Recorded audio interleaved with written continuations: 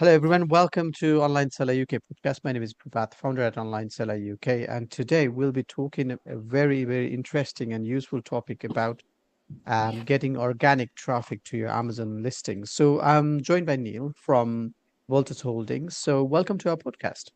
Thank you, sir, for having me on. I appreciate it. Excellent. So Neil, I think it's good for you to introduce yourself first and what you do, and we can go on to topic. Yep, real quick, 30 seconds or less. Been 17 years in the offline and online world, built high-tech companies, inventions, been in the mobile space and affiliate marketing space for lead gen, and also now brand building, e-commerce, and physical private label products for the last 12 years. Starting on Amazon incubation and moving into omni and multi-channels, and now into acquisitions and exits of those companies.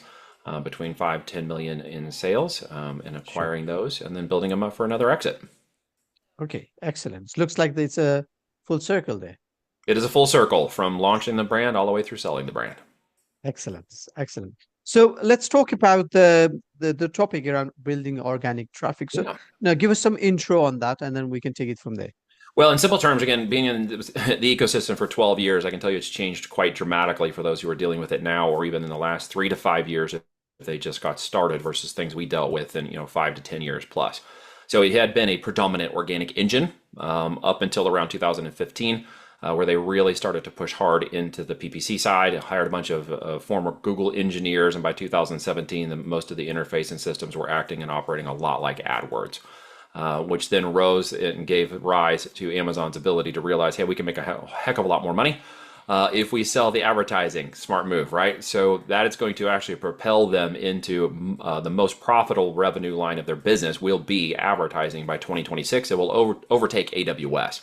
So there's two components I want to address in the organic, and that is how to take the organic aspect and move it forward and maximize that opportunity, but still use paid traffic to keep that opportunity where it should be. Because right now we're about 50-50. It used to be about 100%, and it's gone down to about 50% organic, 50% paid. If the majority of your sales are coming from paid, then it's typically because the ASIN and its IDQ score got below a certain point in time, and Amazon is now forcing you to pay for that traffic, which they're going to continue to do as they continue their model forward as a paid acquisitions and media company, which again, as I mentioned, is where they're headed. So if you know that's where they're going, then how do we take advantage of organic? There is obviously still organic there.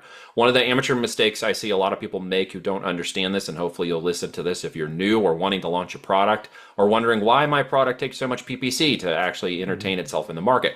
And that is because you actually didn't align the product correctly with the algorithm in the first 14 days of its life.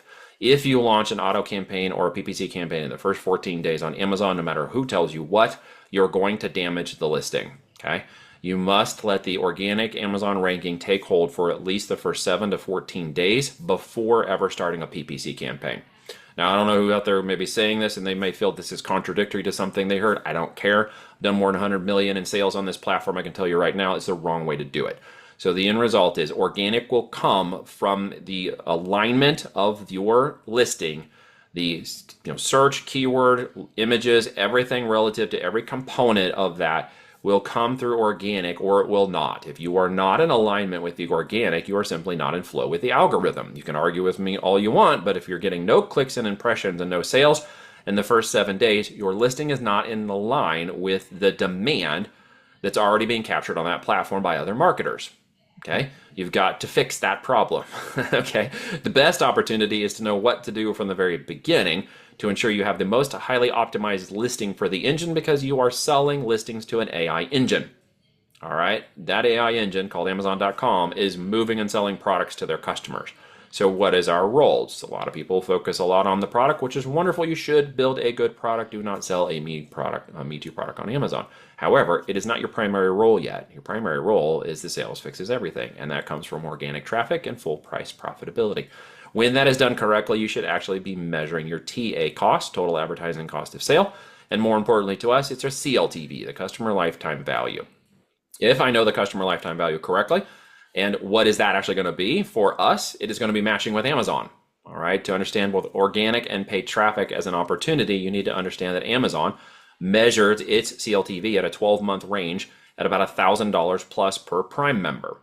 Okay, which means that I need to be selling products to customers that will buy $1,000 from my brand in 12 months. That's my opportunity.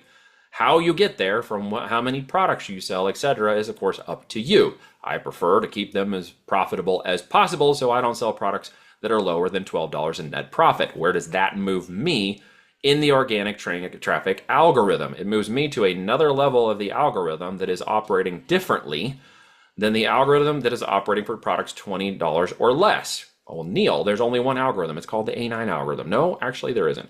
There is the A9 algorithm and all of its little operational bots that run around and try to do compliance for stupid stuff that everybody does on the platform. And then there's the other component they don't tell you about, which is the beyond your seller health account green light. It is these compliance bots that are looking to determine whether or not you have a breakout product, whether or not your data is showing better in the system over every 7-day window, okay, than the other products currently in the system. If your data is better, you will get more impressions and clicks faster. Hopefully, more sales, especially organically. Once those things come in the first 7 days, you can now say, I am getting optimized by the system, and I am in an optimal position, okay, for the system to reward any activities I do next, okay?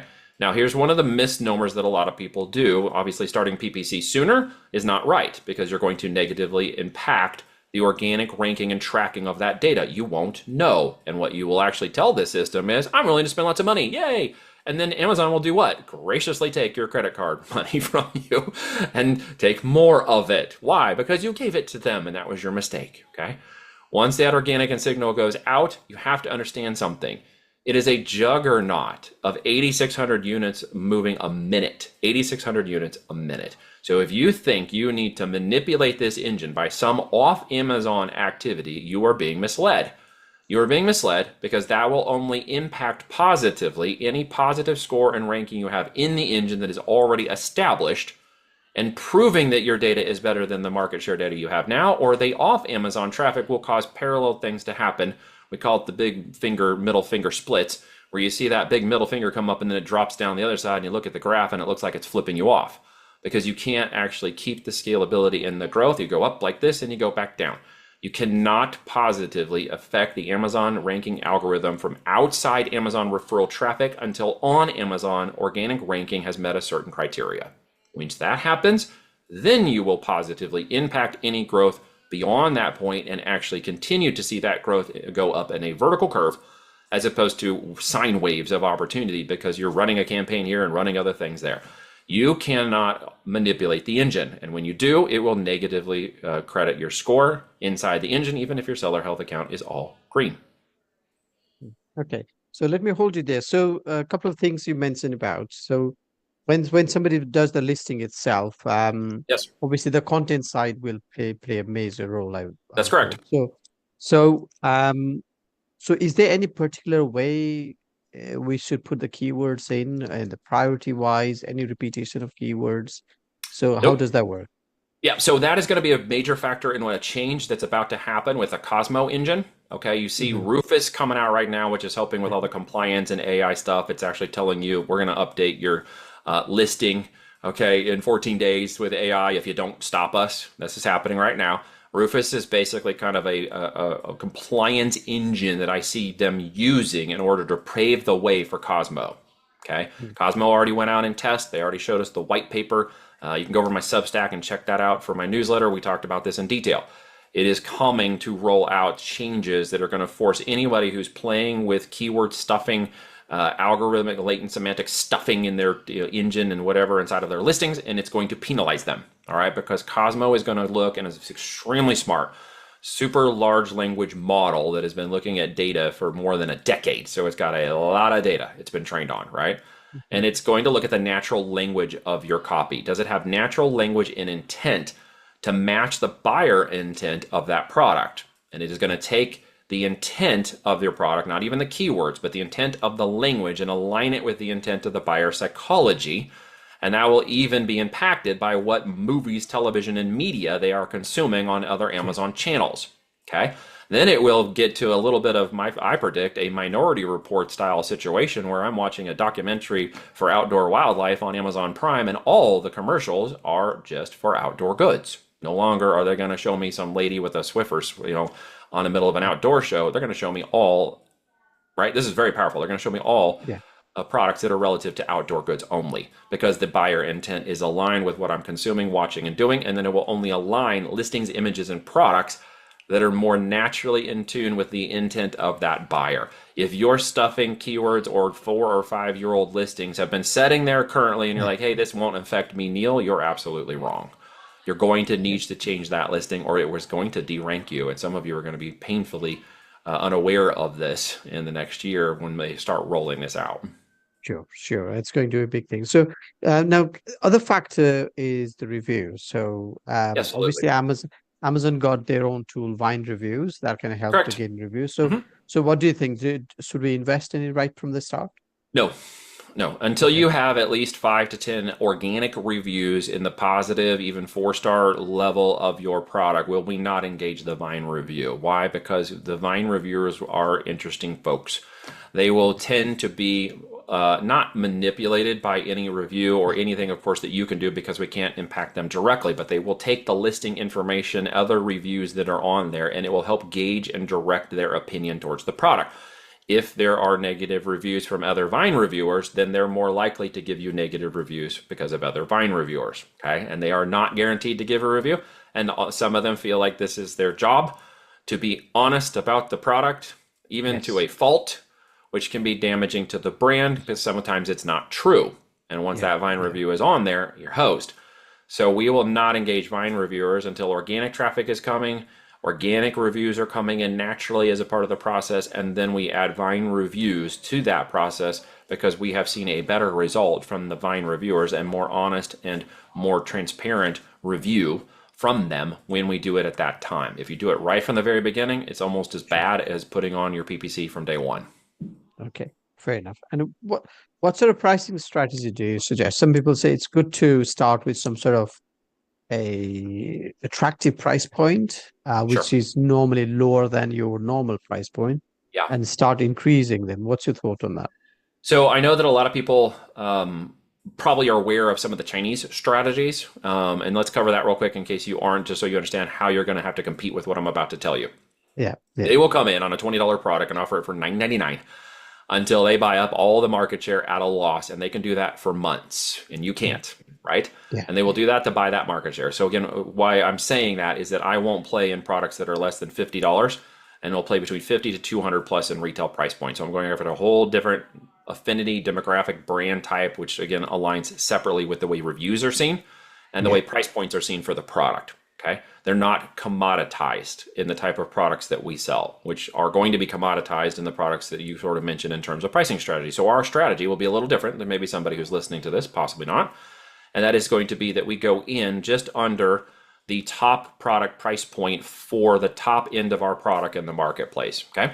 If we see an average of say, $35.99, but we also see products that are $49 and $59, and the top end products may be closer to that 59 range, then we're going to come in at like 59 and so many change. Okay. So we're going to go ahead and come right in and look for that organic traffic that's willing to buy our product at its price point, even in no reviews in the worst conditions possible. Once I prove that in the engine, there's a lot of things you can do next, including raising your prices over time, okay, to $3, $4, $5 above the current highest price in your node and still maintain traffic and growth, organic and PPC, and start overtaking that market as being seen as more of the affinity product. If you go too low in your pricing strategy, you could be commoditized or deranked by the engine in certain places and ways, and where it will basically regulate you into a certain line of price points. And with the buyer psychology, they'll think, well, that's not much more different than Walmart or Target or somewhere else I saw, and so I don't really want to buy that product from here. So then you have to compete with the other buyer signals coming from other marketplaces, and I prefer to not do that. When I have them in that moment, I want them to believe we are the better product at the price point we are. From there, we will then raise our prices up. Okay, Okay. All right. Very, very valid point. So thanks for sharing that. So, absolutely. okay. So is there any other things that's going back to our topic about improving the organic ranking? Is there any Absolutely. other tips? Is there any other tips that you can So you say? need to remember that the buyer on an Amazon, okay, desktop and mobile are obviously different. Mobile is now consuming Hmm. more than 60% of sales a week now that people can buy from their mobile devices. So the Sure. buyer of a desktop is still there. So we have to understand kind of where people look at this organically and how they make their decision process so that you are aligning your best foot forward, okay?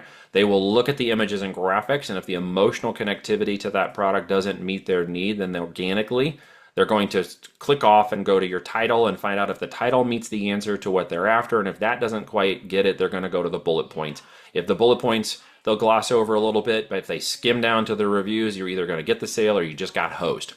So if they don't make the decision based on the top half of that mobile search, then you're going to not gain the sale. Okay, you're going to get a lot lower USP, or unit session percentage. So the way to see organically to come down is really focus top down. Okay, focus on a really good title that is very specific to the type of product that it is. If it's a weight related topic, meaning that the person has a certain weight balance to the product type, then you specifically need to say, not something like this is heavy duty, because that's kind of vague. Someone's 100-pound heavy duty is someone's 400-pound heavy duty. You need to say supports up to 300 pounds. So be very intentional, because that will help with the organics, and it will help with the unit session percentage, because you now have got the buyer to understand very clearly that's within my weight range. Now I can make a faster decision to look at the images on the mobile and determine very quickly, do I see the value of that product in the images? These are very important factors in gaining a higher unit session percentage, which is your conversion rate, which will respond higher to or more organic sales in the system. Okay, that's one of the major factors. The click-through rate that needs to be dialed in. Everybody's like, well, you need, the highest click-through rate possible. No, actually you don't. Some of our best converting products are between 0.7 and 1.5%. It's a range variance we know that will give you the maximum amount of organic sales you can get out of the marketplace. If your unit session percentage is like 3 to 5, and you're making the sales, just understand on volume it should come down, and if it does come down, it should stay within a range that stays within that up to 1.5%, because that is a very good buying rate. Could you stay at 3 and 5% on scale? Yes, I have some products that do that because of the kind of products, et cetera, they are, and that simply gives them better organic ranking. But it doesn't, the highest unit session percentage, excuse me, brain right, train wreck, is Yeah, not yeah. necessarily the most valuable product or the most sales you can make in the marketplace, especially organically.